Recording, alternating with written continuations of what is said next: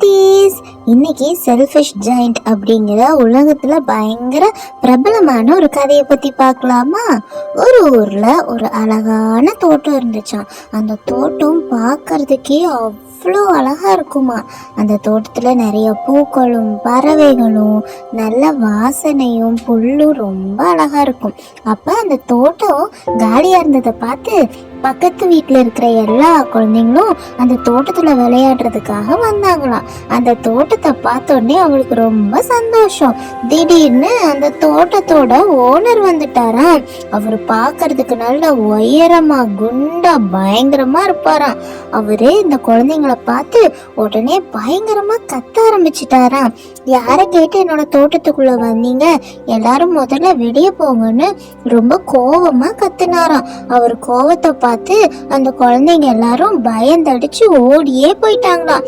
அவங்க போனதுக்கு அப்புறம் அந்த தோட்டத்தை சுத்தி ரொம்ப பெரிய கற்களாலான உயரமான வேலியெல்லாம் அமைச்சிட்டாராம். பெரிய பெரிய செவரை கட்டி யாரும் உள்ள வரக்கூடாதுன்னு போர்டும் வச்சுட்டாராம். அப்புறமா அந்த ஊருக்கு வசந்த காலம் வந்துச்சான். அந்த ஊர்ல இருக்க எல்லா தோட்டத்திலயும் மரத்திலயும் பூக்களா பூத்துச்சான். ஆனா நம்மளுடைய ஜெயண்ட் வீட்டுல மட்டும் ஒரே பனிப்பொழிவா இருந்துச்சான். எல்லா மரங்களுக்கு மேலேயும் பனிதான் படர்ந்துச்சே ஒழிய எந்த பூக்களுமே பூக்கலையா. எல்லா மரங்களுக்கு மேலேயும் பனி இருந்து எல்லாம் வெள்ளை வெள்ளையேன்னு காட்சி அளிச்சுச்சான். அதை பாக்குறதுக்கே ஒரு ரம்யமே இல்லாம இருந்துச்சான். அதனால செல்ஃபிஷ் ஜெயண்ட் ரொம்பவே வருத்தப்பட்ட. எல்லாருடைய தோட்டமும் இவ்வளோ அழகா இருக்கு, ஏன் எனக்கு மட்டும் இன்னும் வசந்த காலம் வராம பனிக்காலம் மாதிரி தோட்டம் ஃபுல்லா பனியாவே இருக்குன்னு ரொம்ப யோசிச்சுக்கிட்டே இருந்தாராம். அவருக்கு எதுவுமே தோணலையாம். அப்பன்னு பார்த்து ஒரு குட்டி பறவை அவரோட ஜன்னல்ல வந்து கத்திக்கிட்டே இருந்துச்சான். இது என்னடாது, பனிக்காலத்துல பறவை வந்து கத்துதுன்னு இவரும் ஆசையா ஓடி போய் ஜன்னலை திறந்து பார்த்தாராம். அப்படி பார்க்கும்போது அந்த பறவை எதுக்கு கத்துச்சு தெரியுமா?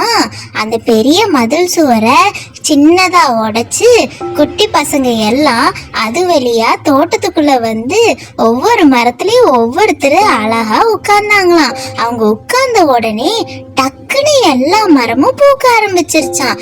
அழகழகா பல வண்ணங்கள்ல பூக்கள் பூத்து குடுங்குச்சான். அந்த குழந்தைங்க இருக்கிற இடம் மட்டும் பூத்துச்சு, ஆனா குழந்தைங்க இல்லாத இடம் அதே மாதிரி பனியா இருந்துச்சான். ஒரு பாகத்துல ஒரு குட்டி பையன் ரொம்ப வருத்தமா ஒரு மரத்தை கீழே நின்று அழுதுட்டு இருந்தானா. நம்ம ஜெயண்ட் ஏன் அழுகிறான்னு பார்த்தாங்களாம். அப்போ அவனால அந்த மரத்துல ஏற முடியாம உட்கார்ந்து அழுதுட்டு இருந்திருக்கான்.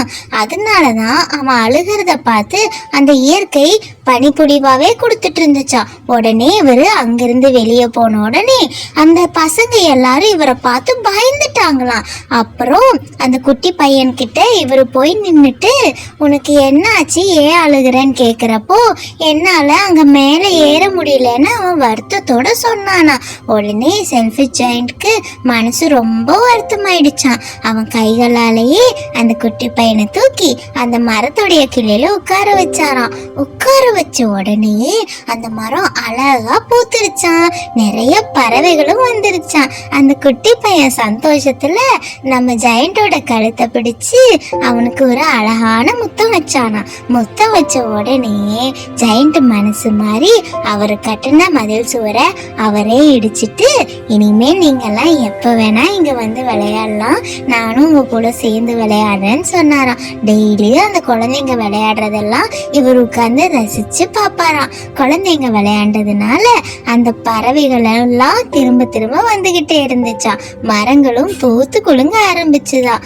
அப்புறம் காலப்போக்குல இவருக்கும் வயசாயிடுச்சான். ஜன்னல் பக்கத்துல உட்கார்ந்து அந்த குழந்தைங்க விளையாடுறதெல்லாம் பாக்குறது இவருக்கு ரொம்பவும் சந்தோஷமான விஷயமாயிடுச்சு. இந்த மாதிரி நிறைய நல்ல நல்ல கதைகள் உங்களுக்கு வேணும்னா நம்ம சேனலை சப்ஸ்கிரைப் பண்ணிட்டு வீடியோக்கு லைக் போடுங்க.